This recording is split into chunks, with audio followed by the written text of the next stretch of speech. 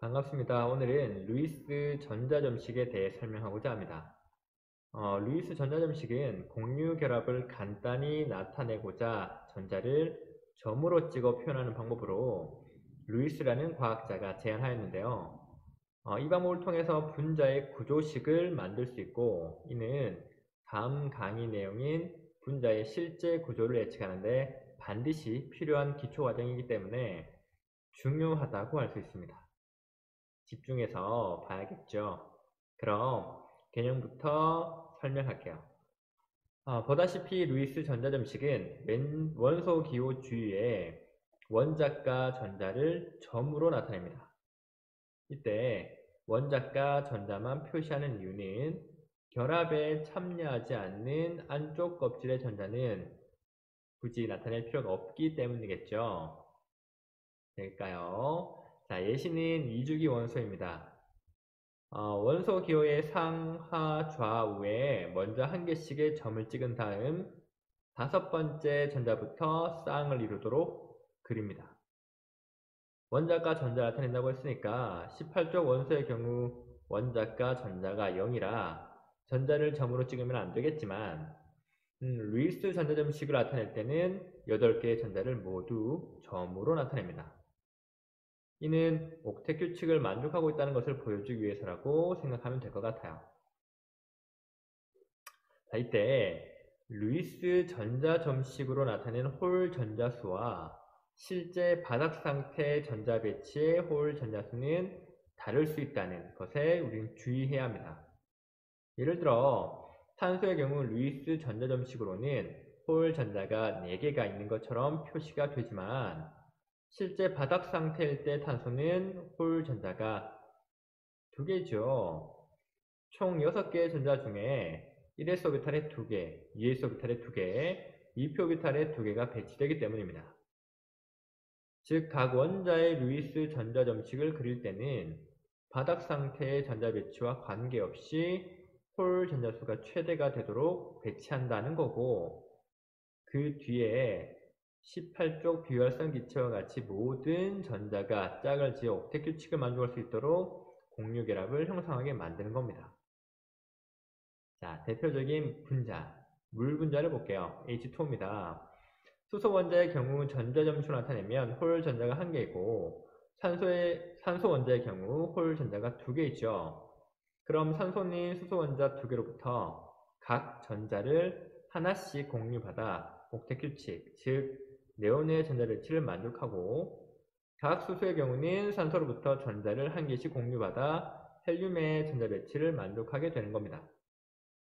이때 공유된 전자쌍은 결합선으로 더욱 간단하게 나타내기도 하는데 이를 루이스 구조식이라고 불러요. 우리가 앞으로 많이 사용할 표현법이니 잘 봐두었으면 좋겠습니다. 루이스 구조식은 루이스 전자점식에서 공유 전자쌍을 결합선으로 나타내는 방식입니다. 이때 비공유 전자쌍은 표현을 생략하기도 하는데요. 비공유 전자쌍은 말 그대로 공유하지 않는 전자들로 분자 구조식에서 여전히 점으로 남아있으며 하나의 원자에만 속해 있는 전자들입니다. 보통 시험 문제에서는 비공유 전자쌍을 생략해서 여러분들을 고민하게 만들어요. 특정 분자의 공유 전자쌍이 몇 쌍이냐, 그리고 비공유 전자쌍이 몇 쌍이냐를 묻기도 하거든요. 그래서 처음 배우는 여러분들은 비공유 전자쌍까지 꼼꼼하게 나타내면서 공부하는 것을 추천합니다. 알겠죠? 그리고 나중에 익숙해지면 생략하는 것으로 할게요. 자, 공유 전자쌍은 결합선, 즉 선을 그어서 원자와 원자 사이를 이어주는데 단일 결합은 결합선을 하나로, 이중 결합은 결합선을 2개, 삼중 결합은 결합선 3개로 나타냅니다. 예시를 볼게요. 자, 다음 예시는 사이아나수소 분자입니다. 수소와 탄소, 질소로 이루어진 3원자 분자인데요. 18쪽 비활성 기체의 전자 배치를 담기 위해서는 수소의 경우 전자가 1개 부족하고 탄소는 4개가, 질소는 3개가 부족하죠. 그래서 탄소가 분자 가운데 위치하게 되는 겁니다. 탄소 입장에서 수소와 한 쌍의 전자를 공유하고 질소와 세 쌍의 전자를 공유하면 모든 원자가 원하는 전자 배치를 만족하기 때문이겠죠. 그래서 수소와 탄소 사이에서는 결합선을 하나, 탄소와 질소 사이에서는 결합선을 3개 그려주면 사이아나 수소 분자의 루이스 구조식을 나타냈다라고 할 수 있는 겁니다. 되겠죠? 예시를 조금 더 볼게요. NF3, 즉 플루오린화 질소이고요. CO2, 이산화탄소입니다. 원자과 전자가 5개인 질소에게 부족한 전자수는 3개이죠. 그래서 각 플로린으로부터 전자를 하나씩 공유받고 18쪽 비활성 기체의 전자 배치를 만족하게 됩니다. 플로린은 17쪽 원소이니 원자과 전자가 7개이고요. 부족한 하나의 전자를 질소와의 단일 결합으로 공유하게 되는 거예요. 이를 통해 질소와 모든 플로린은 옥텟 규칙을 만족하게 됩니다. 되겠죠? 조금만 더 확인해 볼까요? 이 플로린화 질소 분자에서 공유 전자쌍은 총 몇 쌍일까요? 네, 3쌍입니다. 그죠? 질소와 플로린 사이에 단일 결합이 총 3개가 있으니까요. 그죠? 자, 그러면 비공유 전자쌍은 몇 쌍이냐? 총 10쌍입니다. 질소에 1쌍 있고요. 각 플로린에 3쌍씩 있으니까. 그죠?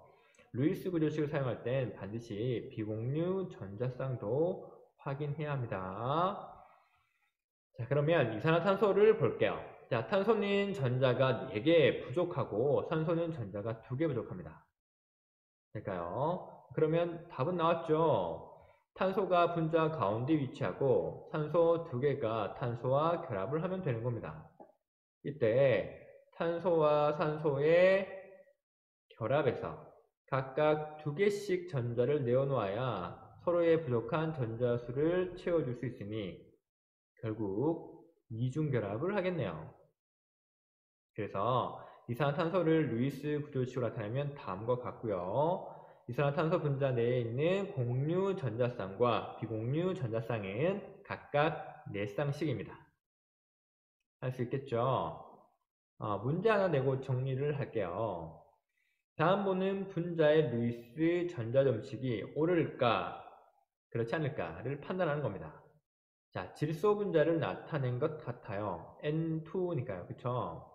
아무 생각 없이 보면 두 질소 모두 각각 전자를 8개씩 가지고 있는 것처럼 보이기 때문에 18쪽 비활성 기체의 전자 배치를 만족하고 괜찮아 보인다라고 생각할 수 있겠죠. 하지만 원래의 원자 상태로 돌려보자라는 거예요. 자, 지금 두 질소 원자 사이에 있는 공유 전자쌍이 총 2쌍이죠. 그 말은 각 질소가 전자를 2개씩 내었다라는 겁니다. 공유를 하지 않았던 원래의 원자 상태로 돌아가면 결국 질소가 가지는 전자는 6개가 되는 거예요. 이상하죠? 질소의 원자과 전자는 5개니까 잘못된 겁니다. 이렇게 결합하는 것은 질소가 아니라 사실 원자과 전자 6개인 산소였겠네요. 그쵸? O2. 즉 산소 분자라면 올바른 표현이었겠지만 질소기 때문에 잘못된 겁니다. 즉 루이스 전자점식으로 나타낸 분자가 올바르게 나타낸 것인지 확인하는 방법은 원래의 원자 상태로 돌려놓는 거예요. 원자로 돌리는 방법은 공유 전자쌍을 반으로 나누어 가지게 하는 겁니다. 알겠죠? 마지막으로 이온결합 화합물도 루이스 전자점식으로 나타낼 수 있습니다. 평소에 잘 사용하지는 않지만 가끔 시험 문제에서 만나기도 하는 표현 방법이라 확인만 하겠습니다.